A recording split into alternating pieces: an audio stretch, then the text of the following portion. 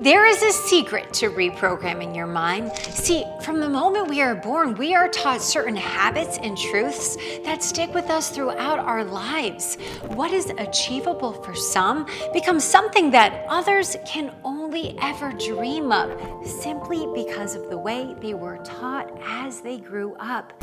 But there is a way to change that. There is a secret to break free from the chains of our programs and to create new ones that allow us to actually achieve our wildest dreams. So let's dive into an introduction to brainwave states. We're going to highlight their significance and identifying the most suitable states for reprogramming your brain. So we're also going to explore the concept of the subconscious mind. I just talked about this, but this plays a crucial role in the process of reprogramming. So I really want you to understand the conscious and subconscious mind. So let's start with the mind, guys. So the conscious and subconscious mind are two integral parts of our overall consciousness. So each one has distinct functions and roles in shaping our thoughts, our behaviors, and our experiences. So understanding their differences and interactions, guys, it's essential for personal growth and for self-awareness, self-mastery. That's what we're doing here. So let's begin with the conscious mind. So the conscious mind is the part of our awareness that is active in our daily waking life. So it's the aspect of our mind that we use to think, to reason, to make decisions, and engage in focused activities. So some key characteristics of the conscious mind include just that, logic and reasoning. So the conscious mind is responsible for analyzing information, making rational decisions based off of available data. So 2, short-term memory. Guys, it holds our immediate awareness right now, short-term memory, which allows us then to recall events and information short-term. 3rd, as I mentioned, analytical thinking. So the conscious mind assesses situations, it solves problems, and it processes incoming sensory information. Highly important. Number 4, guys, it has limited processing. So the conscious mind has a small capacity then, making it challenging to focus on too many things at once, right? So that's your conscious mind, limited focus. So think about it like this, guys. It is like the tip of the iceberg. It represents just a fraction of our overall mental process. So then, what is the rest of the iceberg?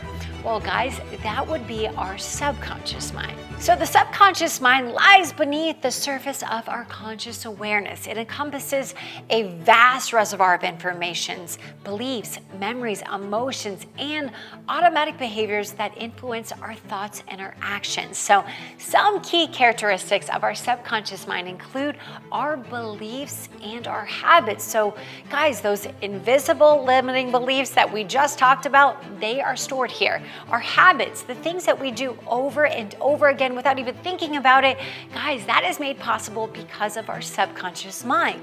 So what else is? Well, long-term memories. Guys, think about it. I love this. In this moment, you can recall experiences and moments that happened to you 5, 10, 15, 20 years ago, maybe even more. That is made possible because your brain took a snapshot of it and stored it in your subconscious mind, long-term memory.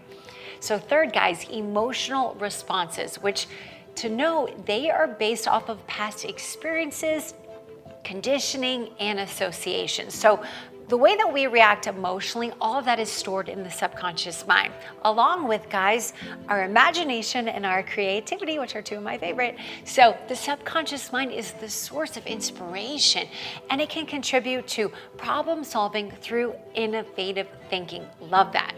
So of course, guys, all of our programming stored in the subconscious mind. So then we know it has the programmability.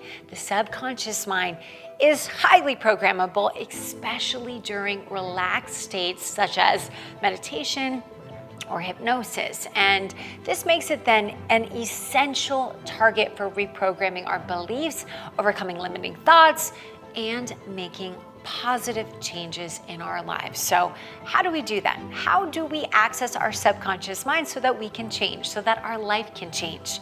Well, this is where we need to understand the different brain wave states. So here's what I want you to understand, guys. Our brains are in a constant state of electrical activity, generating distinct patterns known as brain waves.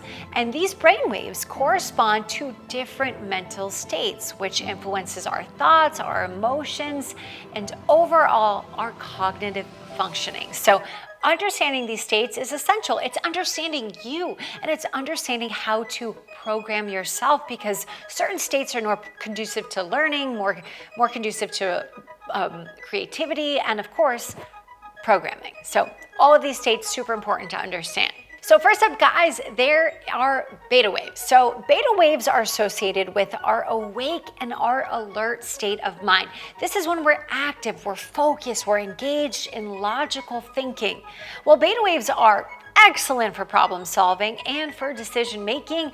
They are not the ideal states for reprogramming, as the conscious mind is highly active and resistance to change might also be higher. So right now, you listening to me, there is a solid chance that you are in beta.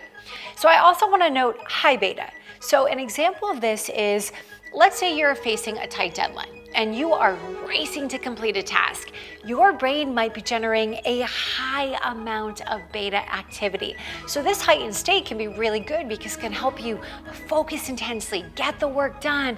But guys, it might also make you feel overly stressed and anxious. So short-term high beta can be really useful for tasks, but the downside of this, guys, if you get stuck in high beta, this can lead to rumination, obsessive thinking, and an inability to relax. So all of this can be really counterproductive. So not an ideal brainwave state to me. I mean, short-term, but definitely not long-term, and not for reprogramming. Not gonna happen. So funny story, there are many times when my friends and I, my family, my boyfriend, we can realize if we are getting into high beta or someone is in a high beta. So let's say you're trying to have a discussion with somebody. Maybe you're a little heated. Maybe there's kind of an argument happening.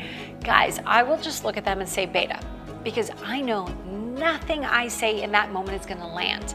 Because guys, think about it, that's what reprogramming is. It's the ability to get through to somebody, to get through to yourself. So if you see somebody in your life and they're freaking out and you're trying to calm them down and like speak some wisdom, it's not gonna happen. The information you're trying to tell them, it's not gonna land. You've gotta get them into a more relaxed state, which moves us to the second brainwave state, which is alpha state. So alpha wave states represent a relaxed yet attentive state.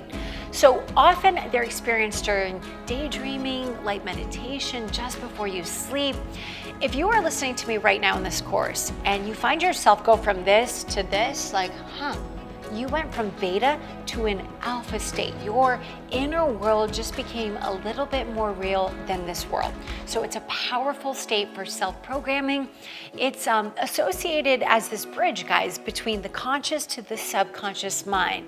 So alpha states allow us to access deeper layers of our thoughts and our beliefs, which makes them receptive to positive affirmations, visualizations, and other reprogramming techniques that we're gonna go over in this course. So third, guys, we have theta waves, and theta waves are experienced during deep meditation, hypnosis, and the early stages of sleep. So right when you're dozing off, in this state, our mind are highly open to suggestion and creativity. This, guys, is the optimal state for reprogramming because it provides direct access to the subconscious mind. It's like the door to it wide open, okay? So during theta states, we can rewire deep-seated beliefs. We can release emotional blocks. And of course, guys, what we're trying to do, we can create new desired patterns of thought and behavior for our life. So if you can catch yourself right before you're going to bed, right when you wake up, right? When you're coming out of a delta state, when you wake up into theta, you're going backwards, delta, theta, alpha, beta. So let's talk about that. Delta waves. So most commonly associated with deep sleep and restorative rest. So this is the time when our bodies heal, guys, and our minds process information from the day. Possibly that's what dreaming is. Not sure yet, but it could be that ability to just process information while we rest. So while this is not frequently used for programming, obviously consciously reprogramming, delta states are crucial for our overall well-being. Quality sleep supports a healthy mind and a healthy body.